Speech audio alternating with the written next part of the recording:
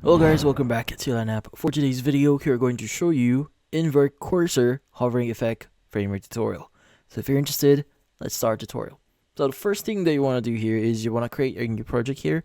So I already set up a few things here, and just to make it easier for you, I already added a frame here.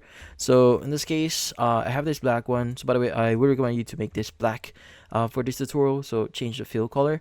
But yeah, what do we need to do here? So we want to go to our frame here. We want to go to layers, and let's go create a new layer here. So make sure it's square. So let's go add it in here. Now, by the way, you want to change your setting here to frame. Let's go set this to frame, and let's go ahead and draw a square.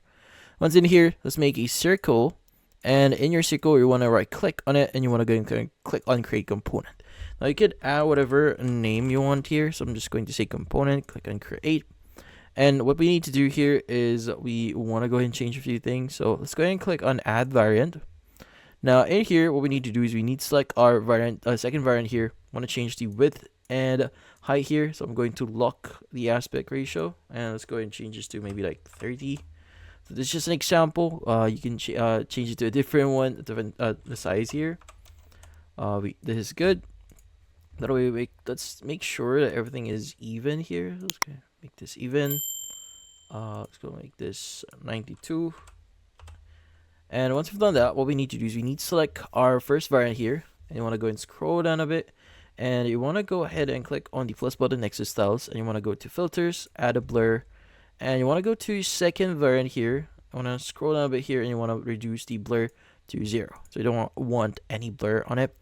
But once you've done that, what we need to do next is we just need to change a few things on our home.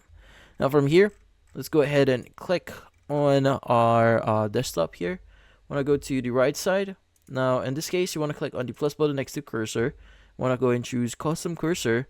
You want to go to your component here. Make sure your component is properly selected. In this case, this is the component I've just added. Let's go and choose variant 1 here.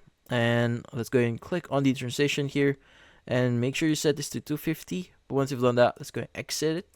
And from here, let's go ahead and try testing this one. As you can see, whenever you hover over it, we have that effect in here. But yeah, in this case, that's about it. Hopefully this video was able to help you. Like and subscribe to Lineup. Thank you for watching.